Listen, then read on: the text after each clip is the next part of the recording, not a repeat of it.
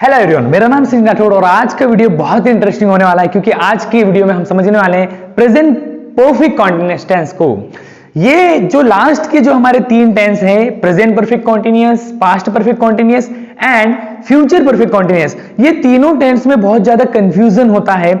जब भी हम इन टेंस के वाक्यों को हिंदी से इंग्लिश में ट्रांसलेट करते हैं तो दो तीन चीजें ऐसी हैं जो हमको समझ में नहीं आती है और हमारे सेंटेंस गलत हो जाते हैं। तो आज की वीडियो में हम डिटेल में समझेंगे इस टेंस को, प्रेजेंट परफेक्ट कॉन्टिन्यूअस को, कि किस तरीके से हिंदी से इंग्लिश में सेंटेंसेस को ट्रांसलेट किया जाता है इस टेंस में। सो आइए फ्रेंड्स समझते हैं प्रेजेंट परफेक्ट कॉन्टिन्यूअस जो हमारा टेंस है। सबसे पहले हम क्या करते हैं, आइडेंटिफाई करते हैं। हम पहचानते हैं किसी वाक्य को कि वो कौन से टेंस का है। तो हमको कैसे पता चले कि कोई वाक्य प्रेजेंट परफेक्ट कॉन्टिन्यूअस टेंस का है?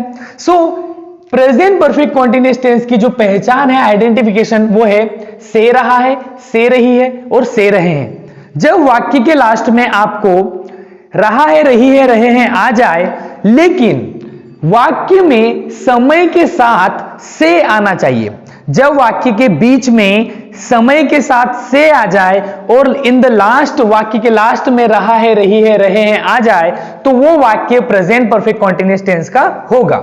एक बार और समझते हैं, से रहा है, से रही है, से रहे हैं। आप ऐसे समझ सकते हैं कि वाक्य के बीच में से आए और से के साथ समय आना चाहिए और वाक्य का जो अंत है, एंड, किससे होना चाहिए? रहा है, रही है, रहे हैं।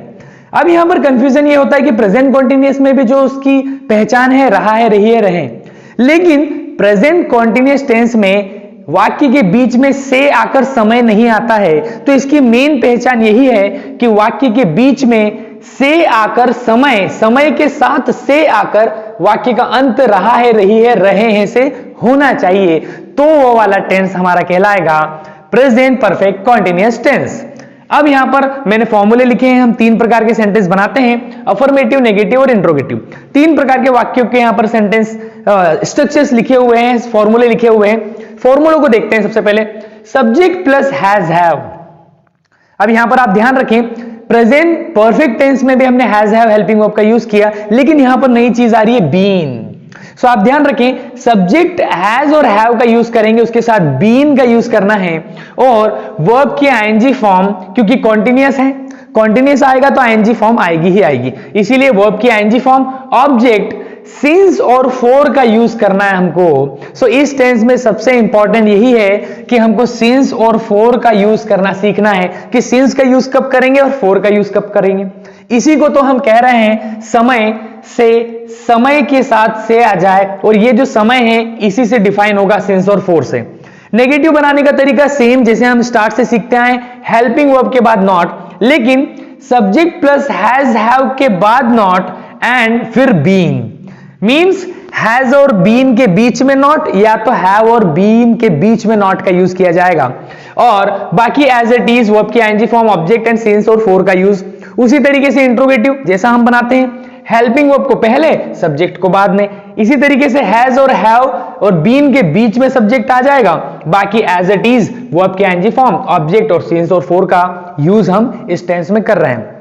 सबसे इंपॉर्टेंट यहां पर है सिंस और फॉर का यूज कैसे होता है, ये हमको सीखना है। तो मैंने यहां राइट डाउन किया हुआ है सिंस। सिंस और फॉर, ये दो वर्ड के बारे में हमको सीखना है कि सिंस का यूज कब करेंगे और फॉर का यूज कब करेंगे। लास्ट के तीनों टेंसों में सिंस और फॉर का यूज होता है। यहां पर मैंने लिखा है सिंस। सिंस का यूज करेंगे हम निश्चित समय के साथ, निश्चित समय के साथ, पॉइंट ऑफ टाइम के साथ यहां पर हम सिंस का यूज करते हैं।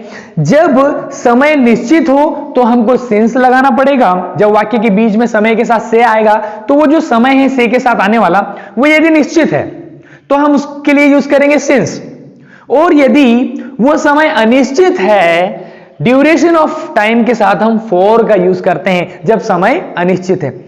टेंशन लेने की बात नहीं है, हम समझते हैं डिटेल में किस तरीके से। जैसे फॉर द एग्जांपल, सिंस का यूज हम करेंगे समय के साथ, जैसे 2 AM, 3 PM, 5 o'clock, 6 o'clock, जो हमारा समय है उसके साथ सिंस का यूज होगा। Since 1998, since 2007, since 2015, since Monday, since Tuesday, day के साथ, सभी डेज के साथ हम सिंस का यूज करेंगे। Since morning, since evening, since afternoon, since night, since yesterday, since childhood, since birth. ये सारे जो समय आपके सामने बोर्ड पर लिखे हुए हैं ये सभी सिंस के लिए है। ये सारे समयों का यूज हम सिंस के साथ करेंगे, मतलब सिंस आएगा तो ये सारे समय हम यूज कर सकते हैं सिंस के साथ। अब सर निश्चित समय क्या? निश्चित समय का मतलब जैसे फॉर द एग्जांपल हमने लिया मॉर्निंग। सो मॉर्निंग हमको पता है निश्चित समय के लिए होती है। ओके, हमको पता है कि ये इस समय से लेकर इस समय तक मॉर्निंग होती है, इसीलिए उसको हम निश्चित कह रहे हैं। दोपहर भी निश्चित समय के लिए होती है। अब फॉर द एग्जांपल हम कह रहे हैं 5 o'clock, तो 5 o'clock जो हमने कहा, हमने यदि कहा कि 2 AM, तो 2 AM एक ही बार आता है, हमको पता है वो निश्चित है, एक समय के लिए आएगा और वो निश्चित हो गया। उसी तरीके से मंडे निश्चित है, सोमवार, मंगलवार कह रहे हैं तो मंगलवार भी निश्चित है। 1918 कह रहे हैं, यदि हम 1998 कह रहे हैं तो 1998 एक ही बार आया था, या फिर हम यदि कहें 2023 तो 2023 एक ही बार आएगा, वो निश्चित समय है। उसके साथ साथ यस्टरडे बीता हुआ कल जो है वो भी निश्चित था। वैसे ही चाइल्डहुड, बचपन से, यदि आप कह रहे हैं कि मैं बचपन से पढ़ाई कर रहा हूं, मैं बचपन से क्रिकेट खेल रहा हूं, तो बचपन जो है वो एक निश्चित समय है। बाय बर्थ या फ्रॉम बर्थ, मैं जन्म से क्रिकेट सीख रहा हूं, तो जन्म भी एक निश्चित समय होता है। सो निश्चित समय के लिए किसका यूज कर लेंगे? सिंस का। मींस ये सभी जितनी टाइमिंग लिखी है आपके सामने ये निश्चित है, इन सभी के साथ ये जब टाइमिंग आएगी, यदि मंडे आया, ट्यूसडे आया, 2007, 2015, since 2 AM, 3 PM, 2 o'clock, night आया, मॉर्निंग आया, evening, afternoon, yesterday, childhood, birth, ये जब सब आएंगे तो उनके साथ हमको सिंस का यूज करना है। अब अगला है हमारा 4 का यूज करते हैं अनिश्चित समय के साथ। अब अनिश्चित समय जैसे फॉर द एग्जांपल मैं यदि कहूं कि मैं 2 घंटे से पढ़ा रहा हूं, ओके, मान लो मैं कहूं कि 2 घंटे से मैं पढ़ा रहा हूं। सो ये जो 2 घंटे की मैंने बात की, ये 2 घंटे कोई से भी हो सकते हैं, अनिश्चित है। मैंने ऐसा स्पेसिफिक बताया नहीं है कि 11 बजे से लेकर 1 बजे तक मैं पढ़ा रहा हूं। मैं कह रहा हूं 2 घंटे से पढ़ा रहा हूं, हो सकता है वो 2 घंटे दिन के हो या रात के हो, या वो 2 घंटे दोपहर के हो, सुबह के हो या शाम के हो। सो ये जो 2 घंटे हम कह रहे हैं ये अनिश्चित है, ये निश्चित नहीं है, इसीलिए हम उसके साथ किसका यूज कर लेंगे? 4 का। तो 2 सेकेंड, 2 मिनट, 3 घंटे, 2 दिन, 5 हफ्ते, 7 महीने, 4 साल, ये सभी अनिश्चित है। मैं यदि कहूं कि मैं 2 साल से इंग्लिश पढ़ा रहा हूं, तो कौन से 2 साल? ओके, इससे कंफर्म नहीं हो रहा कि कौन से वो 2 साल है, तो 2 साल भी क्या है? अनिश्चित समय है। मैं कहूं कि मैं 2 हफ्ते से क्रिकेट खेल रहा हूं, तो 2 हफ्ते कौन से 2 हफ्ते? महीने में 4 हफ्ते होते, तो कौन से 2 हफ्ते? नहीं पता हमको, इसीलिए वो भी क्या होगा? अनिश्चित होगा। उसके अलावा भी कुछ है, जैसे फॉर अ लॉन्ग, काफी देर से। अब काफी देर से कहने से हमको कोई निश्चितता नहीं पता चल रही है, ये भी अनिश्चित है, तो हम फॉर लॉन्ग कहेंगे। फॉर अ वाइल मतलब कुछ देर से, ये भी अनिश्चित है, इससे हमको कंफर्म नहीं हो रहा है कि निश्चित समय है या अनिश्चित, तो ये अनिश्चित समय के लिए फॉर अ वाइल। उसके अलावा फॉर मेनी डेज, फॉर का यूज करके बहुत सारी, जैसे for many days, for many hours, for many months, for many years. So ये सारे जितने हमने यहां पर राइट डाउन किए हुए हैं, इन सभी के साथ 4 का यूज करना है। सिंपल, यदि अभी भी नहीं समझ में आ रहा है तो सिंपल सिंस के लिए जितने हमारे पास यूज होते हैं समय, उनको याद कर लेना है, और 4 के लिए जितने समय यूज हो रहे हैं उनको याद कर लेना है। जैसे जैसे हम सेंटेंसेस बनाते जाते हैं, हमारे दिमाग में क्लियर होते जाता है कि किस तरीके से सेंटेंस बनेंगे। मैं आप लोगों को कुछ एग्जाम्पल के थ्रू बताऊंगा कि कैसे सेंटेंस बनाते हैं प्रेजेंट परफेक्ट कॉन्टिन्यूअस में। जैसे फॉर द एग्जाम्पल कुछ हम ओरली एग्जाम्पल लेते हैं। जैसे मैं यदि कहूं कि मैं सुबह से गाना गा रहा हूं, सुबह से, अब यहां पर देखिए गाना गा रहा हूं तो आया है, लेकिन बीच में वाक्य के से के साथ सुबह एक समय आ गया, तो हम कह रहे हैं मैं सुबह से गाना गा रहा हूं। तो अब इस सेंटेंस में सुबह से और फिर रहा है, रही है, रहे, मतलब ये प्रेजेंट परफेक्ट कॉन्टिन्यूअस का वाक्य है। तो सुबह से गाना गा रहा हूं, सुबह क्या है? मॉर्निंग। तो मॉर्निंग क्या है? निश्चित समय है, तो निश्चित समय के साथ क्या लगा देंगे? सिंस। तो क्या हो जाएगा? Since morning. यदि मैं कहूं मैं 2 घंटे से इंग्लिश पढ़ा रहा हूं, सो यहां पर पढ़ा रहा हूं आया है, लेकिन बीच में क्या है? 2 घंटे से के साथ आया समय 2 घंटे, तो 2 घंटे ये क्या हो गया? हमारा अनिश्चित समय, इसीलिए हम कहेंगे फॉर 2 आवर्स। सो इस तरीके से फ्रेंड्स आप लोगों को सिंस और फॉर को समझना पड़ेगा। हमको पता होना चाहिए कि सिंस कब लगेगा और फॉर कब लगेगा। आइए फ्रेंड्स कुछ एग्जांपल्स लेते हैं जिससे आपको और ज्यादा बेहतर तरीके से समझ में आएगा कि सिंस और फॉर का यूज प्रेजेंट परफेक्ट कॉन्टिन्यूअस में किस तरीके से करते हैं। सो फ्रेंड्स, कुछ एग्जांपल्स लेते हैं प्रेजेंट परफेक्ट कॉन्टिन्यूअस के, जिससे हम और बेहतर तरीके से समझ पाएंगे कि सिंस और फॉर का यूज किस तरीके से किया जाता है और प्रेजेंट परफेक्ट कॉन्टिन्यूअस टेंस को हिंदी से इंग्लिश में किस तरीके से बदला जाता है। हमारे पास बोर्ड पर कुछ एग्जाम्पल्स लिखे हुए हैं, जैसे फॉर द एग्जाम्पल, राम सुबह से बाजार जा रहा है। सबसे पहले हमें सेंटेंस में पहचानना पड़ेगा ये कौन से टेंस का है। अब आप देखिए, सबसे लास्ट के वर्ड्स हम देखते हैं पहचानने के लिए, रहा है। अब यह कंफ्यूजन ये है कि रहा है आ रहा है। ओके सर, रहा है आ रहा है, रहा है तो प्रेजेंट कॉन्टिन्यूअस में भी आता है, पर आप थोड़ा सा ध्यान लगाएं कि जो हमारा प्रेजेंट परफेक्ट कॉन्टिन्यूअस टेंस है उसकी पहचान ये है कि वाक्य में बीच में से आकर, समय के साथ से आ जाए। देखो, सुबह से, समय आया सुबह और उसके साथ से आया, और इन द लास्ट क्या आ रहा है, रहा है। तो ये पहचान किसकी होती है, प्रेजेंट परफेक्ट कॉन्टिन्यूअस की।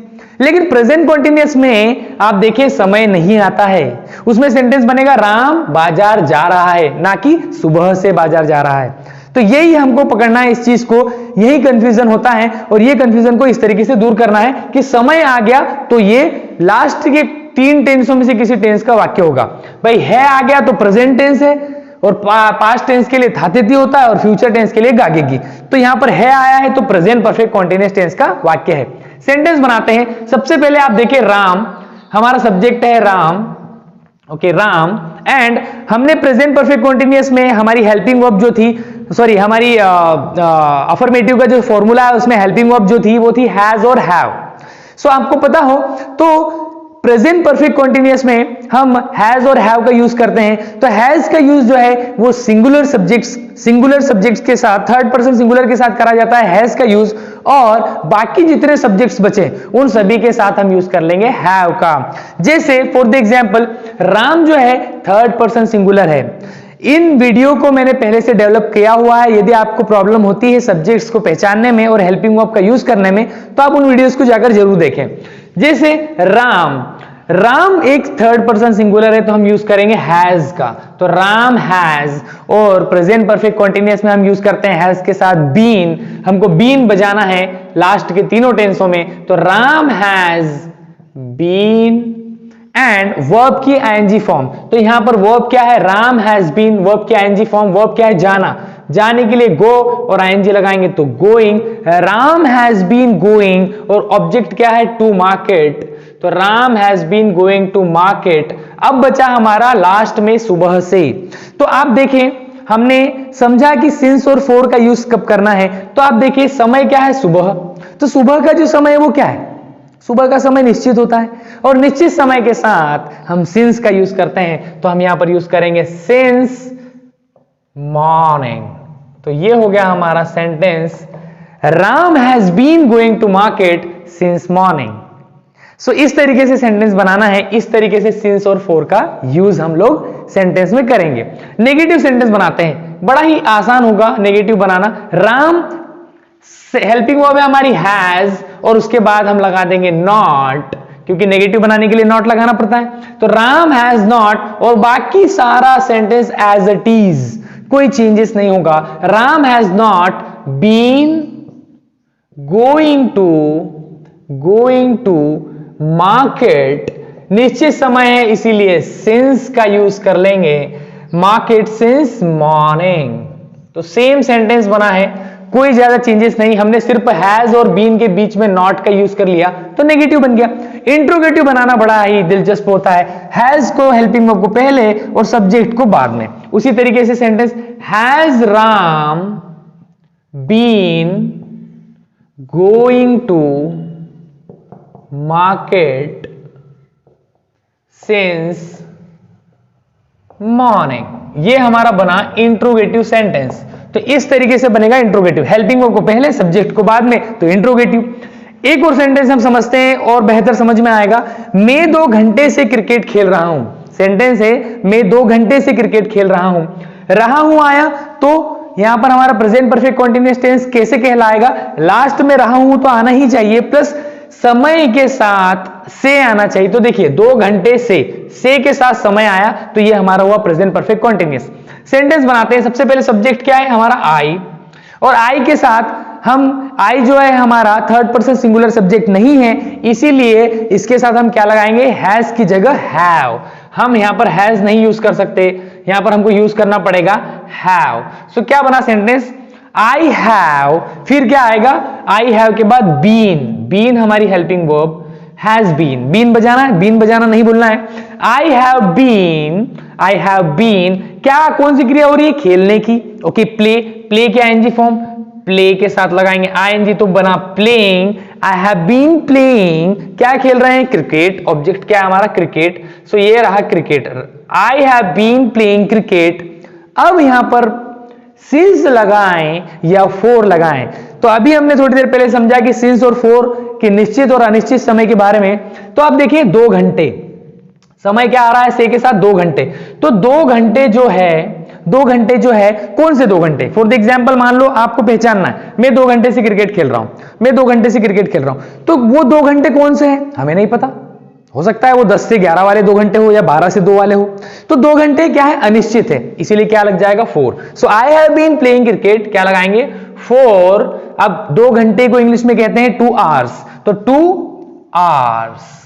सो या आवर्स कहें या आवर्स कहें, दोनों सही है, दोनों तरीके से प्रोनाउंस किया जाता है, दोनों के प्रोनाउंसिएशन आवर्स या आवर्स। सो हम बोल रहे हैं sentence, I have been playing cricket for 2 hours. ये बना हमारा अफर्मेटिव।